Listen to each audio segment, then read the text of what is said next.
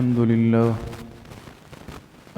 لله نحمده ونستعينه ونستغفره ونؤمن به ونتوكل عليه ونعوذ بالله من شرورنا ومن سيئات أعمالنا من يهده الله فلا مضل له ومن يضلل فلا هادي له ونشهد أن لا إله إلا الله وحده لا شريك له ونشهد أن سيدنا وسندنا ونبينا ومولانا محمدا عبده ورسوله صلى الله تعالى عليه وعلى آله وأصحابه أجمعين أما بعد فأعوذ بالله من الشيطان الرجيم بسم الله الرحمن الرحيم محمد رسول الله والذين معه أشداء على الكفار رحماء بينهم وقال رسول الله صلى الله عليه وسلم مروا أبا بكر فليصل بالناس صدق الله وصدق رسوله النبي الكريم ونحن على ذلك لمن الشاهدين والشاكرين والحمد لله رب العالمين. درود شریف پڑھ لیں. اللهم صل على محمد وعلى آل محمد كما صليت على إبراهيم وعلى آل إبراهيم إنك حميد مجيد. اللهم بارك على محمد وعلى آل محمد كما باركت على إبراهيم وعلى آل إبراهيم إنك حميد مجيد. میرے محترم دوستوں، بھائیوں اور بزرگوں، اللہ سبحانہ و تعالی نے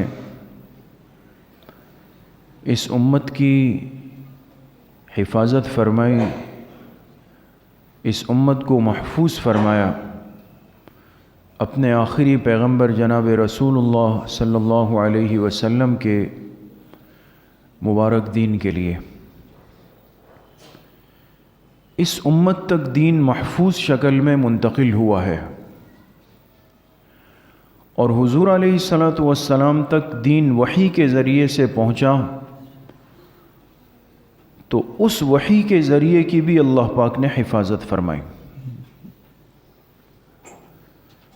تو ایک واسطہ دین کے آنے کا وحی ہے کہ فرشتہ اللہ کے حکم سے اللہ سے دین کے احکامات لے کر آخری پیغمبر کے پاس آیا ہے. اب جو فرشتہ وحی لے کر حضور علیہ السلام کے پاس آتا ہے، اس کے بارے میں اللہ پاک فرماتے ہیں فَإِنَّهُ يَسْلُكُ مِن بَيْنِ يَدَيْهِ وَمِنْ خَلْفِهِ رَصَدًا، کہ جس فرشتے کو ہم نے اس دین کی وحی دی اور وہ اس کو لے کر میرے پیغمبر کے پاس گئے ہیں، تو اس لانے والے فرشتے کے دائیں بائیں آگے پیچھے ہم نے پورا حفاظتی انتظام کیا ہے. یعنی کیا سمجھایا؟ کہ وحی اللہ کے یہاں سے آخری پیغمبر کے قلب اطہر تک پہنچی ہے، تو اس میں درمیان میں کسی غلطی کا، کسی اشتباہ کا، کسی خیانت کا شبہ بھی نہیں ہو سکتا. جس طرح اللہ کی بارگاہ سے چلی من وعن، اسی طرح بعینہ ہی اسی طرح پیغمبر کے قلب اطہر پہ اتر گئی. اس لیے کہ اللہ نے اس فرشتے کی حفاظت کا خوب انتظام فرمایا. پھر یہ دین حضور علیہ السلام کی قلب اطہر سے امت تک منتقل ہوا ہے، اور اب امت تک منتقل کرنے کے لیے جو ذریعہ بنا ہے وہ کون لوگ ہیں؟ وہ صحابہ اکرام رضوان اللہ علیہم اجمعین ہیں. تو میرے محترم دوستو بزرگوں، ایک بات بحیثیت مسلمان ہونے کے ہمیں یاد ہونی چاہیے اور معلوم ہونی چاہیے کہ دین کے منتقل ہونے کے جو دو راستے ہیں، پہلا راستہ آسمان سے پیغمبر تک، پھر پیغمبر سے امت تک، دو ذریعوں سے دین پہنچا. جس طرح اللہ پاک نے پہلے ذریعے کی حفاظت کی ہے، اسی طریقے سے دوسرے ذریعے کی بھی حفاظت فرمائے۔ نعوذ باللہ، یہ کوئی نہیں کہہ سکتا کہ جو وحی حضرت جبرائیل علیہ السلام لے کر حضور پہ آئے اس میں درمیان میں کوئی غلطی ہو گئی۔ کوئی سوچ سکتا ہے؟ نہیں سوچ سکتا۔ اس کی حفاظت اللہ نے فرمائی ہے۔ یہ کیسے ممکن ہے کہ اس واسطے کی حفاظت اللہ نے فرمائی کہ یہ دین محفوظ شکل میں میرے پیغمبر کے پاس چلا جائے؟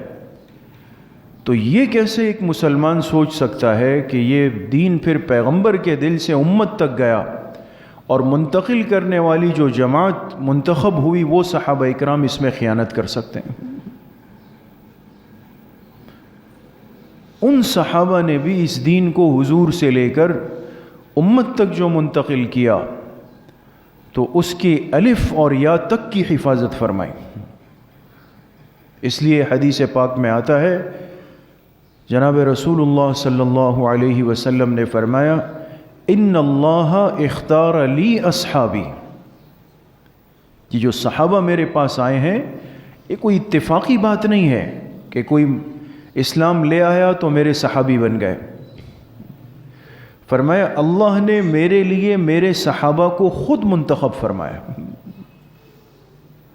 اس غور کریں اس حدیث پر، اللہ نے میرے لیے میرے صحابہ کو خود منتخب فرمایا۔ وجہ وہی ہے، اگر آپ پہلی بات سمجھے ہو، جب دین آسمان سے زمین تک آ رہا تھا اس کی حفاظت اللہ پاک نے فرمائی، اب ایک دل سے امت تک منتقل ہو رہا ہے، اس کی حفاظت بھی اللہ پاک نے فرمانی تھی، تو ایسی جماعت منتخب کی جو اللہ کی خود منتخب شدہ ہے، جن کے بارے میں اللہ کے علم ازلی میں تھا کہ یہ اس کائنات کے وہ لوگ ہیں، وہ دل ہیں، وہ جسم ہے جو اس دین کے منتقل کرنے میں کوئی خیانت نہیں کر سکتے۔ اس لیے امت مسلمہ کا عقیدہ ہے کہ دین اس امت کے پاس آیا اور آج تک اور قیامت تک یہ بالکل محفوظ ہے۔ تو اس منتقل کرنے میں اللہ نے جس جماعت کو قبول کیا، جس کو منتخب کیا، وہ صحابہ اکرام رضوان اللہ علیہم اجمعین کی جماعت ہے۔ اس لیے میرے عزیز و دوستو بزرگوں، جس دن حضور علیہ السلام اس دنیا سے تشریف لے گئے، پردہ فرما گئے، اپنی قبر اطہر میں چلے گئے، تو اس دن 2 سلسلے بند ہو گئے۔ 2 سلسلے، ایک سلسلہ وحی کا بند ہوا، ایک سلسلہ صحابیت کا بند ہوا۔ غور کریں گے بات سمجھ میں آئے گی، پھر پریشان نہیں ہوں گے کبھی بھی۔ ہم کہتے ہیں، امت کہتی ہے کہ حضور علیہ السلام خاتم النبیین ہے، آپ کے بعد قیامت تک کوئی نیا نبی بن کر نہیں آ سکتا۔ تو جب آپ اس دنیا سے تشریف لے گئے، پردہ فرما گئے، اس دن 2 سلسلے آپ کے ساتھ چلے گئے اور اب وہ قیامت تک نہیں ہو سکتے۔ ایک سلسلہ اللہ نے ختم فرمایا آپ کے ساتھ وحی کا۔ کیا مطلب؟ آپ کے بعد اب دنیا میں چاہے کوئی کتنا ہی بڑا ولی، قطب، غوث، ابدال، صالحین میں سے بن جائے، لیکن یاد رکھیں کہ یہ امت کا عقیدہ ہے کہ اس پر آسمان سے وحی نہیں آ سکتی۔ وحی کا سلسلہ اللہ نے آپ پر بند کر دیا۔ لہذا اگر نعوذ باللہ ثم نعوذ باللہ اگر کوئی یہ کہے کہ نہیں آپ کے بعد بھی کسی پر وحی آئی یا آتی ہے یا آ سکتی ہے، تو یاد رکھیں یہ اس امت کا عقیدہ نہیں ہے۔ یہ آپ کی خصوصیت ہے کہ آپ کی ختم نبوت کا مطلب ہی یہ تھا کہ جو وحی اللہ نے آپ پہ اتاری یہ آپ کی خصوصیت تھی، اب آپ کے بعد وہ سلسلہ بند ہو گیا۔ اور دوسرا سلسلہ جو اللہ نے بند فرمایا وہ صحابیت کا ہے، اس لیے کہ صحابی وہ ہے جس نے حالت ایمان میں جناب رسول اللہ صلی اللہ علیہ وسلم کی زیارت کر لی، چاہے وہ زیارت 1 لمحے کی ہو۔ حضور کی شان دیکھیں دوستو، چاہے وہ زیارت ایک لمحے کی ہو. اور کتنے صحابہ ایسے ہیں، کتنے صحابہ علماء نے جمع کیا، کتنے صحابہ ایسے ہیں جنہوں نے ساری زندگی حضور علیہ السلام کی صرف ایک موقع پہ زیارت کی، ایک دفعہ کی، پھر حضور سے ملاقات نہیں ہوئی، پھر آپ دنیا سے تشریف لے گئے، لیکن وہ ایک دفعہ کی ملاقات اتنی مقبول اور قبول اور بابرکت ہے کہ وہ لوگ بھی قیامت تک صحابیت کی صف میں آ گئے. تو جس دن آپ دنیا سے پردہ فرما گئے تو اب صحابیت نہیں. کیوں؟ اس لیے کہ حضور کے چہرہ انور کا دیدار اب اس ظاہری دنیا میں نہیں ہو سکتا، حالت بیداری میں. اور خواب میں حضور کی زیارت تو مسلم ہے، ہو سکتی ہے، بعض خوش نصیبوں کے حصے میں آتی ہے، لیکن یاد رکھیں کہ خواب کی زیارت اور خواب کے دیدار سے منصب نہیں مل سکتا، یہ الگ بات ہے. لہذا اگر کتنے نیک لوگ اللہ کے بندے اہل اللہ ہمارے اکابر گزرے ہیں کہ جنہیں بارہا حضور علیہ السلام کی زیارت ہوتی تھی، لیکن وہ زیارت منامی ہے، خواب کی ہے، اور خواب کی زیارت سے یاد رکھے کہ منصب صحابیت نہیں مل سکتا، اس کے لیے بیداری شرط ہے. اور حضور کا دنیا میں جسم مبارک کے ساتھ ہونا شرط ہے. تو جس دن آپ دنیا سے پردہ فرما گئے، اب کوئی یہ دعویٰ قیامت تک نہیں کر سکتا، نہیں کہہ سکتا کہ میں کسی کا صحابی ہوں یا مجھے صحابیت مل گئی، چاہے کوئی کسی اللہ کے کتنے ولی کی زیارت کر لے. مرزا قادیانی دجال نے کہا تھا، جس نے نبی ہونے کا دعویٰ کیا، اس نے نعوذ باللہ یہ بھی دعویٰ کیا، کہا کہ جو لوگ مجھے دیکھ لیں گے تو وہ میرے صحابی بن جائیں گے. نعوذ باللہ، مرزا قادیانی نے یہ بھی بکواس کی تھی. اس لیے میرے عزیز و دوستو بزرگوں، یہ دو چیزیں یہ امت مسلمہ کے اجماعی عقائد ہیں کہ آپ کے دنیا سے تشریف لے جانے کے بعد اب کسی پر وحی نہیں آ سکتی، وہ آپ کا خاصہ تھا. آپ کے دنیا سے تشریف لے جانے کے بعد کوئی صحابی نہیں بن سکتا، اس لیے کہ صحابیت کے لیے جس زیارت کی ضرورت تھی وہ حضور علیہ السلام کے ساتھ خاص تھی، وہ وہیں پہ ختم ہو گئی. تو یہ جماعت اللہ کی مقرب جماعت ہے، یہ خواص کی جماعت ہے. اس لیے قرآن کریم میں اللہ پاک نے ان سے رضامندی کا اعلان فرمایا، رضی اللہ عنہم ورضوا عنہ. کیا مطلب؟ اللہ ان سے راضی اور وہ اللہ سے راضی ہو گئے. خود اللہ نے فرمایا میں ان سے راضی ہوں، وہ مجھ سے راضی ہے، تاکہ کل دنیا میں کوئی ان پر اعتراض نہیں کرے، ان پر انگلی نہ اٹھائے کہ بھئی انہوں نے نعوذ باللہ دین کی بات پہنچانے میں، دین لانے میں حضور کے دنیا سے تشریف لے جانے کے بعد امت کے ساتھ کوئی خیانت کی ہے، کوئی زیادتی کی ہے، دین کا حصہ انہوں نے چھپایا ہے. اس لیے اللہ نے قرآن میں صاف فرمایا. پھر حضور علیہ السلام نے فرمایا اصحابی کالنجوم بأیہم اقتدیتم اہتدیتم. فرمایا میرے صحابہ تو ستاروں کی طرح ہے، ان میں سے جن کی بھی پیروی کر لو گے ہدایت پالو گے. تو جبرائیل علیہ السلام کو بھی اللہ نے ایک سرٹیفکیٹ دیا کہ انہوں نے جو وحی مجھ سے لے کر پیغمبر تک پہنچائی ہے انہوں نے کوئی خیانت نہیں کی، اس کا بھی قرآن میں ذکر کیا. اور صحابہ اکرام جنہوں نے دین حضور سے لے کر امت تک پہنچایا ان کو بھی اللہ نے سرٹیفکیٹ دیا کہ یہ معمولی لوگ نہیں، ان کو ہلکی نظر سے مت دیکھنا، میں ان سے پہلے راضی ہوا ہوں، یہ بھی مجھ سے راضی ہوگا. اس لیے میرے عزیز و دوستو بزرگوں، صحابہ اس امت کے محسن ہیں، جن کی برکت سے آج پوری دنیا کے اندر دین، قرآن کریم، احادیث مبارکہ، دین کے احکامات اپنی صحیح اور زندہ شکل میں موجود ہے، صحیح شکل میں موجود ہے. یہ صحابہ کی محنتوں کی برکات ہے.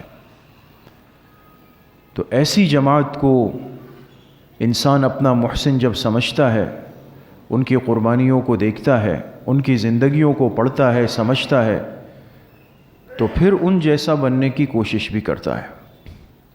لیکن آج اس امت کا المیہ ہے، افسوس ہے، کہ ہمیں دنیا کے سارے خرافات یاد ہے، گناہ کے دن یاد ہے، ہر طرف ایک موضوع چل رہا ہے، ایک بات چل رہی ہے کہ 14 فروری محبت کا عالمی دن آ رہا ہے نا، ویلنٹائن ڈے آ رہا ہے۔ یعنی اس امت کو یہ تو سکھایا گیا، پڑھایا گیا، اس پر محنت کی گئی کہ ناجائز محبت، ایک حرام کاری جس کو محبت کا عنوان دیا جائے، اس کا ذکر تو اپنے حلقوں میں ہو، اس کے لیے تقریبات ہو، اس کے لیے اس امت کے نوجوان ذہن کو خراب کیا جائے، ان کو بے حیائی کے، فحاشی کے، بدکاری کے ناجائز راستے اور طریقے ان کو سکھائے جائیں۔ جو چیز حرام ہوئی اس امت پر، آج اس کو محبت کہہ کے امت کے سامنے پیش کر دیا گیا۔ کیا ہے؟ ایک اجنبی نوجوان، ایک اجنبی عورت، ایک اجنبی مرد، ایک اجنبی عورت جن کا کوئی رشتہ نہیں، وہ آپس میں ایک دوسرے کو پھول پیش کر دیں، وہ ایک دوسرے سے محبت کا اظہار کر دیں، تو یہ محبت کا ایک عالمی دن بنا کر دنیا کو دے دیا گیا، اور یہ امت بھی اس طرف بھاگ گئی کہ چلو گناہ کا یہ ایک آسان راستہ ہے جس کی سرپرستی عالم کفر کر رہا ہے، لہٰذا ہم کو کوئی اتنی آسانی سے برا نہیں کہہ سکے گا، ہم پہ ہاتھ نہیں ڈال سکے گا۔ وہ محسنین امت یاد نہیں ہے۔ یہی مہینہ ہے جس میں اول المؤمنین، اول خلیفۃ المسلمین، خلافتہ بلا فصل، حضرت ابو بکر صدیق رضی اللہ تعالی عنہ یوم وفات اسی مہینے کا ہے۔ لیکن کس مسلمان کو یاد ہے، کس مسلمان کو یاد ہے کہ اس امت کے سب سے پہلے مسلمان، اس امت کے سب سے پہلے خلیفہ اور اس امت کے وہ محسن کہ جن کو محسن کسی اور نے نہیں، سرکار دو عالم صلی اللہ علیہ وسلم نے فرمایا، کیا فرمایا؟ میں ساری امت کا احسان چکا کے گیا، لیکن ابو بکر کا احسان اللہ قیامت کے دن دیں گے۔ یہی فرمایا نا، حدیث یہی ہے نا۔ یہ تو ہمیشہ ہم سنتے اور سناتے ہیں کہ حضور علیہ السلام نے اس امت میں ایک شخص کو اپنا محسن کہا کہ ابو بکر نے مجھ پر وہ احسانات کیے ہیں کہ جس کا بدلہ میں دنیا میں نہیں دے سکا، اللہ قیامت کے دن دیں گے۔ اس لیے میرے عزیزو، دوستو، بزرگوں، جب اس امت کو یہ بات حضور نے بتا دی کہ ابو بکر میرا محسن ہے، اس نے مجھ پر اتنے احسانات کیے ہیں کہ میں دنیا میں اس کا بدلہ ہی نہیں دے سکا، یہ سوچ سکتا ہے مسلمان کہ اس شخص نے، اس ابو بکر نے حضور کے جانے کے بعد ان کی اولاد کا حق مار دیا ہو؟ کوئی سوچ سکتا ہے؟ ایک آدمی حضور کہے میرا محسن ہے، اس کے احسانات کا میں بدلہ نہیں دے سکتا،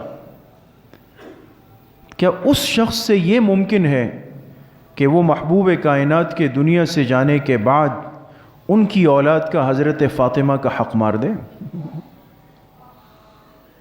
آج یہ باتیں امت میں ہو گئی، یہ امت میں شروع ہو گئی اور کھلے عام شروع ہو گئی، نعوذ باللہ من ذالکم، کہ یہ امت کیسے انصاف حاصل کر سکتی ہے کہ جب پہلے ہی دن انصاف نہیں ہوا؟ کس کے ساتھ بے انصافی ہوئی؟ کہ حضرت فاطمۃ الزہرا رضی اللہ عنہا حضرت ابو بکر صدیق رضی اللہ عنہ کے پاس گئی اور ان سے کہا کہ ہمارا جو حق ہے، جو میرا میراث کا حق ہے، باغ فدق، وہ مجھے دے دیا جائے۔ تو حضرت ابو بکر رضی اللہ عنہ نے ان سے انکار کیا کہ وہ ہم آپ کو نہیں دے سکتے۔ تو جب اس دن انصاف نہیں ہوا حضور کی آل و اولاد سے، تو اب امت کے ساتھ کیا انصاف ہوگا؟ یہ باتیں ہو رہی۔ اس نادان اور خاموش اور دین سے دور اور علم سے دور امت کو کچھ نہیں پتا کہ کیا کچھ ہو رہا ہے۔ اس لیے ان باتوں کو ذہن میں رکھیں۔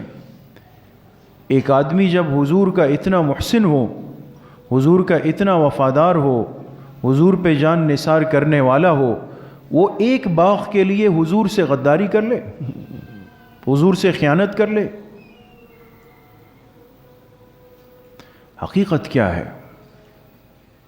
بحیثیت ایک مسلمان کے میرے دوستوں بزرگوں ان باتوں کو سمجھیں.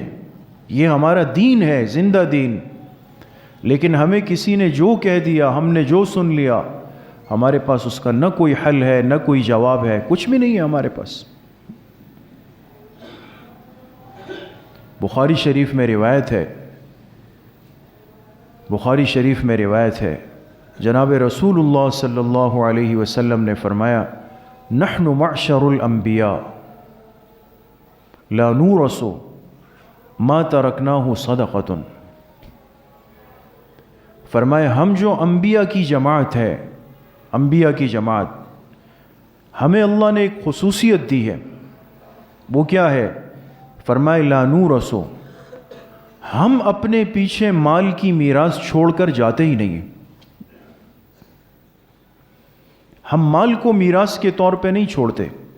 پھر فرمائے ما ترکنا صدقۃ، جو انبیاء اپنے پیچھے چھوڑ کر جائیں وہ صدقہ ہوتا ہے، وہ میراث نہیں ہوتی. یہ پیغمبر کی شان ہے، پیغمبر کی خصوصیت ہے.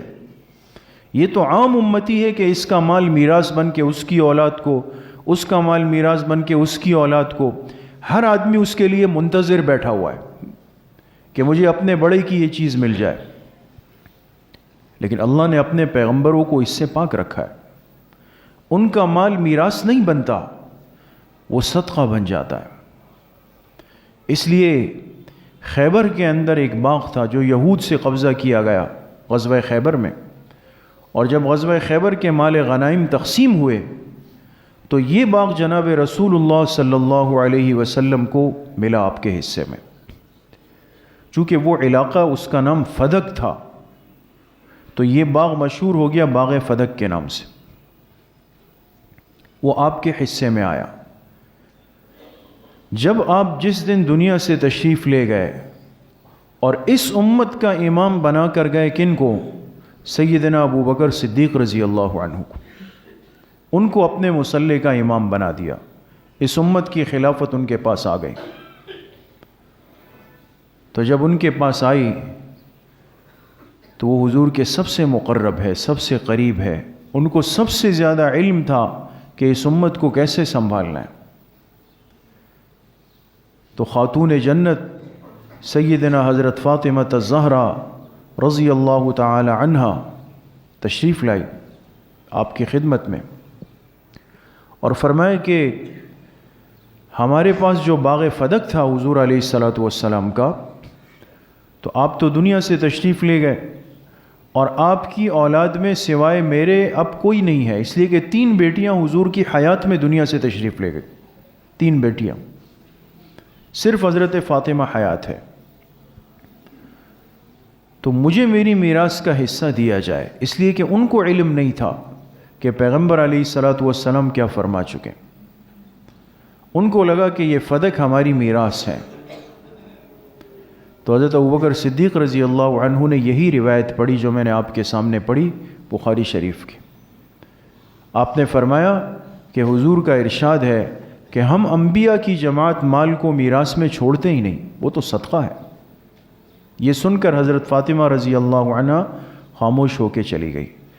اگر ایک سائل، ایک مستفتی کسی سے مسئلہ پوچھنے آئے اور اس کے ذہن میں اس مسئلے کا صحیح علم نہ ہو اور وہ عالم اور مفتی صاحب ان کو مسئلے کی وضاحت کر دیں اور وہ سائل خاموشی سے اٹھ کے چلا جائے تو ہم کیا کہیں کہ یہ دونوں آپس میں ناراض ہو گئے،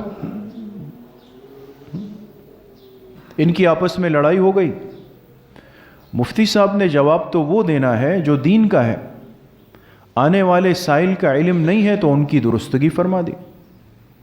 حضرت فاطمہ رضی اللہ عنہ واپس تشریف لے آئی اور پھر کبھی اس بارے میں کوئی سوال نہیں کیا، کچھ بھی نہیں کہا.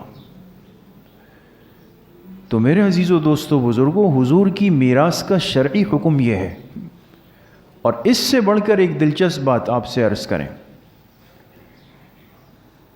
کہ اگر کوئی یہ کہے کہ بھئی یہ تو حق تھا نہیں دیا گیا، عجیب بات یہ ہے کہ میراث کے مستقل مسائل ہیں. اتنی شد بد یقیناً ہر مسلمان کو ہوتی ہے اور ہونی چاہیے کہ اگر ماں باپ میں سے دونوں کا انتقال ہو جائے اور اس کا ترکہ میراث رہ جائے اور اتفاق سے اولاد میں ایک ہی بیٹی ہو، ایک بیٹی ہو، کوئی بیٹا نہیں، دوسری بیٹی نہیں، ایک بیٹی رہ گئی وارث، تو شرعی اعتبار سے اس ایک وارث بیٹی کو باپ کے حصے میں سے کتنا ملے گا؟ کسی کو پتہ ہے؟ اگر ایک بیٹی رہ جائے وارث تو اس کو کتنا ملے گا؟ آدھا ملے گا، نصف، یہ قرآن کریم کہتا ہے۔ اس ایک وارثہ بچی کو اس میراث میں سے کتنا ملے گا؟ آدھا ملے گا، یہ قرآن کا ضابطہ ہے۔ اب ذہن میں ایک سوال آپ کے بھی آ رہا ہوگا کہ آدھا ان کو مل گیا تو باقی آدھا وہ کہاں جائے گا؟ اس کے بعد پھر دیکھا جائے گا کہ اولاد تو نہیں ہے، اب قریبی کوئی رشتہ دار اور کوئی وارث، جب ذوی الفروض باقی نہیں بچتے تو عصبہ کو دیکھتے ہیں، وہ نہیں بچتے تو ذوی الارحام کو دیکھتے ہیں۔ پھر اب حضور علیہ السلام جب دنیا سے تشریف لے گئے تو آپ کی ایک بیٹی حضرت فاطمہ ہے اور آپ کی ازواج مطہرات، آپ کی بیویاں حیات تھی، سمجھ میں آ گئی؟ وہ حیات تھی۔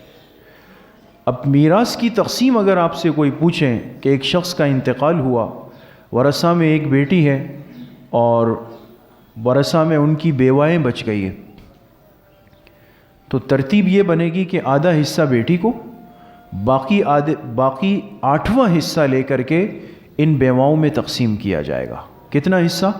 8واں حصہ۔ اب اگر آپ اس مسئلے کو لے آئیں کہ حضرت ابوبکر صدیق رضی اللہ عنہ سے کہا گیا کہ جی میرا حق دیں، تو آپ بتائیں کہ اگر بالفرض حضرت فاطمہ کا حق تھا تو کتنا بن رہا تھا؟ آدھا فدق۔ باقی کن کے پاس جا رہا تھا؟ آپ علیہ السلام کی ازواج کے پاس۔ ان ازواج میں حضرت عائشہ بھی ہے رضی اللہ عنہا، جو حضرت ابوبکر کی اپنی بیٹی ہے، ان میں حضرت حفصہ بھی ہے جو حضرت عمر کی بیٹی ہے۔ تو سوال یہ ہے کہ نعوذ باللہ من ذالکم کہ اگر حضرت فاطمہ کا حق مارا گیا تو پھر تو کن کا بھی مارا گیا؟ حضرت عائشہ کا بھی مارا گیا، حضرت حفصہ کا بھی مارا گیا، حضرت ماریہ قبطیہ کا بھی مارا گیا، حضرت زینب بنت جحش کا بھی مارا گیا، تو وہ کہاں ہیں؟ ان کے تذکرے کیوں نہیں؟ سمجھ؟ دین کو سمجھنا پڑتا ہے۔ ہماری دین سے لا علمی کی نہایت ناگفتگی حالت ہے۔ اس لیے میرے عزیزوں، دوستوں، بزرگوں، اس امت کے محسنین کو یاد رکھیں۔ اور یہ سارے فتنے کیوں اٹھتے ہیں؟ ایسی مشتبہ باتیں کیوں؟ میں نے شروع میں جہاں سے بات شروع کی، اگر آپ کے ذہن میں ہو، دین امت تک آیا دو واسطوں سے۔ پہلا سلسلہ حضرت جبرائیل علیہ السلام کا وحی کا ہے، دوسرا سلسلہ حضور سے لے کر امت تک درمیان میں صحابہ کا ہے۔ آپ اس کو مشکوک بنا دے تو بھی دین مشکوک ہو جائے گا، اس کو مشکوک بنا دے تو بھی دین مشکوک ہو جائے گا۔ تو دین امت تک محفوظ آیا ہے، اور جو پہنچانے والے ہیں ان کو محفوظ اللہ پاک نے خود فرمایا رضی اللہ عنہم ورضوا عنہ۔ تو یہ مبارک ہستیاں اس قابل ہیں کہ ہم ان کی اقتداء کریں، ان کی زندگیوں کو پڑھیں، انہوں نے حضور سے کیسے محبت کی، کیسے قربانی دی، کیسے جانثار اور وفادار تھے۔ آج اس کو سمجھنے اور اپنی اولاد کو سمجھانے کی ضرورت ہے۔ تو سب سے بڑے محسن اس امت کے انبیاء کے بعد وہ سیدنا ابوبکر صدیق رضی اللہ تعالی عنہ ہے، اور چونکہ ان کا یوم وفات 22 جمادی الثانی ہے، یہ معلوم ہونا چاہیے ایک مسلمان کو کہ جو ہمارے چاروں خلفاء ہیں ان کے ایام وفات یا ایام شہادت کیا ہے۔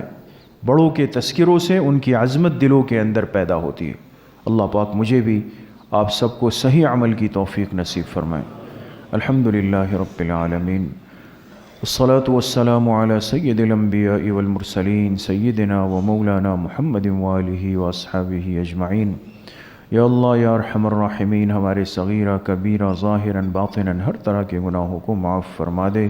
یا اللہ پوری امت کے گناہوں کو معاف فرما دے، اپنی رضا والی زندگی نصیب فرما دے، نفس اور شیطان کے وساوس سے ہماری حفاظت فرما دے۔ یا اللہ اپنی معصیت سے، اپنی نافرمانی سے، اپنی ناراضگی سے ہماری حفاظت فرما دے۔ حضور علیہ الصلاۃ والسلام کی صحیح اور سچی محبت نصیب فرما دے۔